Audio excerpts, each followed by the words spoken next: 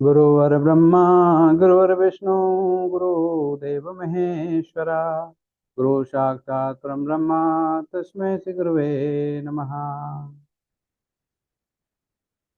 गुरु गोविंदो खड़े काके लागू पाए, बलिहारी गुरु आपने गोविंदियो बताए।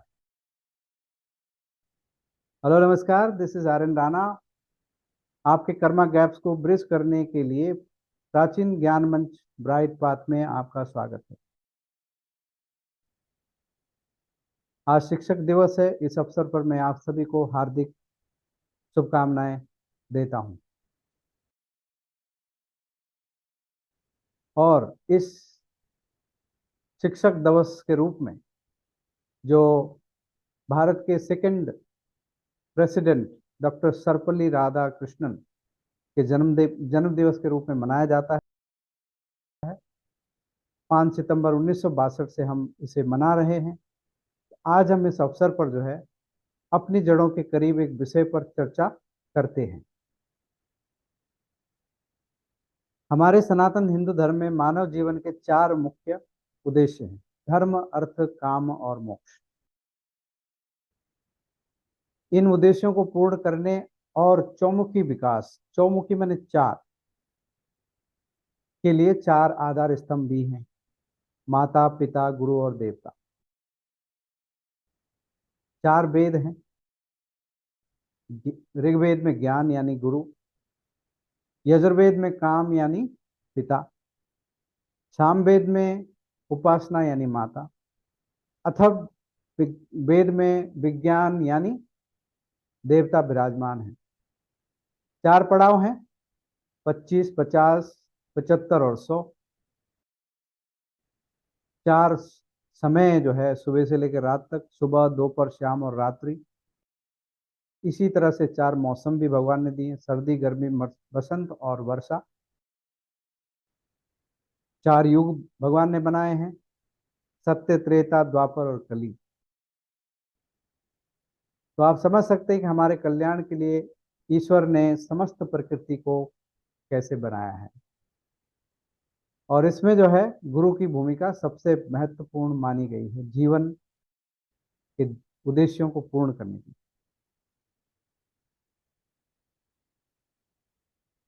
तो आइए अब गुरु की प्राचीन अवधारणा का महत्व समझते हैं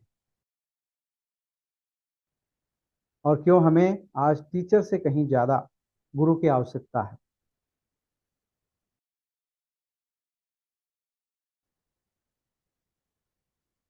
वो इसलिए क्योंकि आधुनिक समय के शिक्षकों और गुरुओं के बीच बहुत बड़ा अंतर है।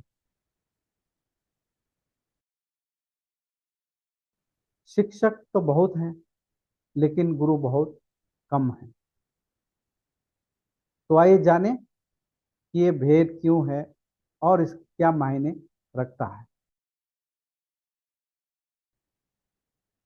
पहला है भौतिकतावादी फोकस। आधुनिक शिक्षा अक्सर धन और वित्तीय सफलता पर भौतिकतावादी ध्यान केंद्रित करती है। अध्ययनों से पता चलता है कि ज्यादातर भौतिकतावादी गतिविधियां भावात्मक परेशानियों का कारण बन जाती हैं, जिसके कारण आज के समाज में सभी बीमार हैं और चिंतित हैं। लालच, जो अक्सर ज्यादा से ज्यादा धन की खोज और प्राप्ति से जुड़ा होता है, यह गंभीर व्यक्तिगत लागत बन गई है, यानी कि पर्सनल कॉस्ट, जिससे हमें तनाव, चिंता, अहंकार, क्रोध, ईर्ष्या और गलत व्यवहार भी करते हैं, जिसकी वजह से जो मानवता के पतन के कारण बन रहे हैं। इसलिए अपने आप से पूछना महत्वपूर्ण है कि हम धन के पीछे क्यों इतने पागलपन की हद तक लगे हुए हैं। धन को एकत्रित करने के लिए, धन को पाने के लिए। और इस पागलपन का जो परिणाम है वो है शिक्षा के व्यवसायीकरण होना। आज की दुनिया में शिक्षा का व्यवसायीकरण एक बढ़ती चिंता का विषय है। शिक्षा एक वस्तु बनती जा रही है। जिसका एकमात्र उद्देश्य है अधिकतम लाभ कमाना। यह कॉरपोरेट संस्कृति की तरह तेजी से फैल रही है, खासकर भारत में, जहां स्कूलों को, प्री स्कूलों को अक्सर जो है शिक्षा की दुकान, एजुकेशन शॉप्स के नाम से वर्णित किया जा रहा है। गुणवत्तापूर्ण जो शिक्षा है, क्वालिटी जो एजुकेशन है, वो जो है समाज में कई वर्गों को मिलती नहीं है, जिससे असमानताएं बढ़ रही हैं, गैप्स बढ़ रहे हैं, इनकम्स के गैप्स बढ़ रहे हैं, तमाम तरह की परेशानियों से समाज इस समय गुजर रहा है। इसलिए जो है अच्छी शिक्षा सबको प्राप्त हो, ये प्रयास होना चाहिए। और उसके लिए यह महत्वपूर्ण है कि हमारे पास में पर्याप्त सोच और ज्ञान हो, उस ज्ञान को डेवलप करने की शक्ति हो। इसके विपरीत अगर हम देखें, इसके विपरीत अगर हम प्राचीन भारत के गुरुकुल की समग्र शिक्षा की बात करें, तो समझ पाएंगे कि क्यों हमें अपने कर्म गैप को ब्रिज करने के लिए आज उस ज्ञान की परम आवश्यकता है। प्राचीन भारतीय शिक्षा प्रणाली में छात्र को शारीरिक, मानसिक, भावात्मक और आध्यात्मिक पहलुओं के पोषण और समग्र होलिस्टिक डेवलपमेंट पर जो है जोर दिया जाता था। नैतिकता, चरित्र का विकास, चरित्र निर्माण और जीवन कौशल जो है अकादमिक विषयों के समान ही महत्वपूर्ण थे, यानी एकेडमिक जो हमारे सब्जेक्ट्स होते थे उन्हीं के समान ही जो है उससे भी कहीं ज्यादा इंपॉर्टेंट होते। गुरुकुल के छात्र जो है अनुशासित होते थे, संगठित होते थे, और ध्यान जैसी प्रथाओं के कारण उनकी एकाग्रता जो शक्ति होती है उसमें वृद्धि होती थी, फोकस। अगर फोकस नहीं है तो जीवन में आप भटकते रहते हैं। विनम्रता, सच्चाई और सभी प्राणियों के प्रति प्रेम, आदर और सम्मान जैसे मूल्यों को जो है स्थापित किया जाता था हमारे प्राचीन भारतीय गुरुकुलों में।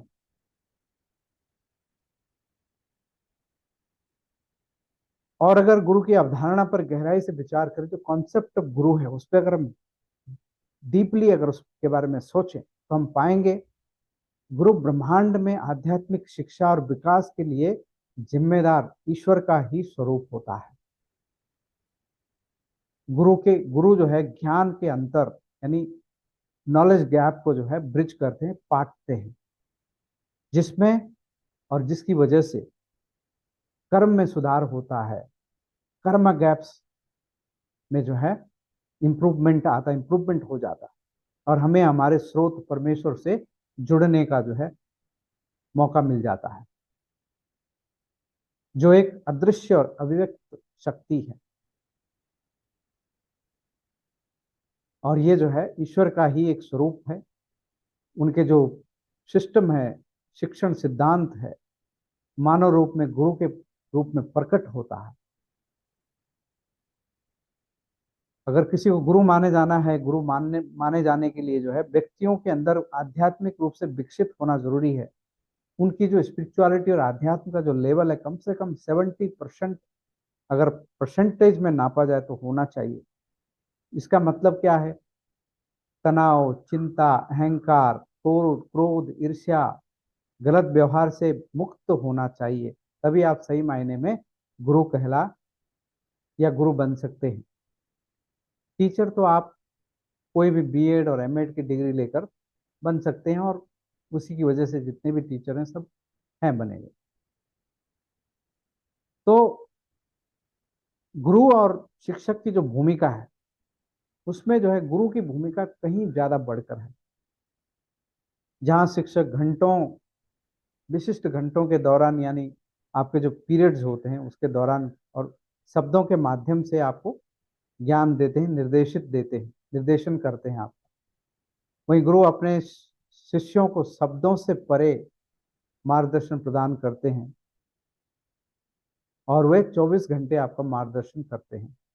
जहाँ एक शिक्षक को उसके छात्र के निजी जीवन की न्यूनतम चिंता होती है, मतलब कम से कम चिंता होती है एक शिक्षक को आपके जो व्यक्तिगत जीवन है, वहीं इसके विपरीत जो गुरु होता है वो विपत्ति के समय में भी अपने शिष्यों को चिंता करते हैं, उनकी देखभाल करते हैं। कोई परेशानी होती है तो उससे भी बाहर निकालते हैं।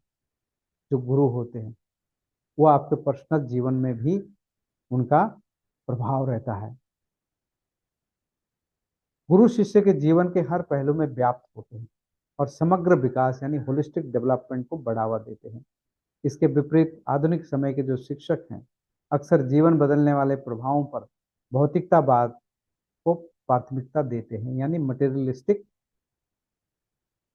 धन कमाना, नाम और ऐश्वर्य कमाना, उसकी जो उनकी प्राथमिकता होती, कैसे आप कमाएं।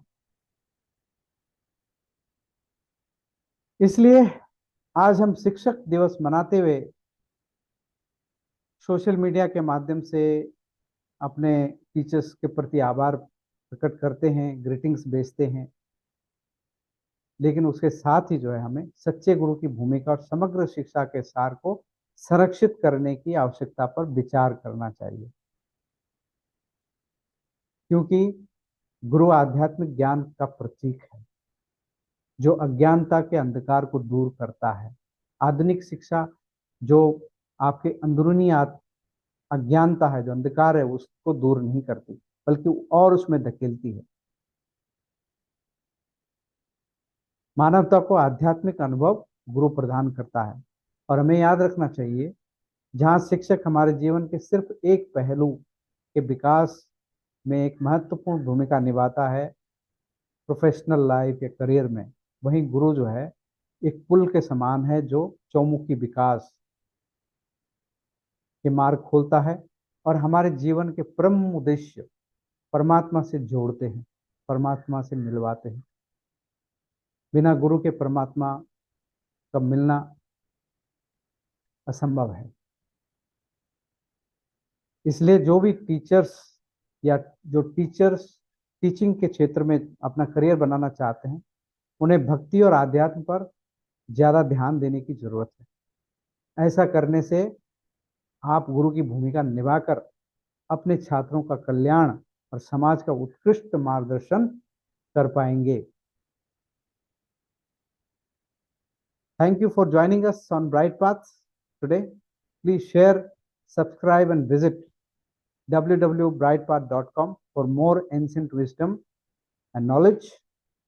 Until next time, stay on the bright path. Hare Krishna, Krishna Krishna, Hare Hare, Hare Ram, Ram Ram, Hare Hare. Sita Ram, Radhe Shyam, Gauri Shankar जय हनुमान। जय श्री राम।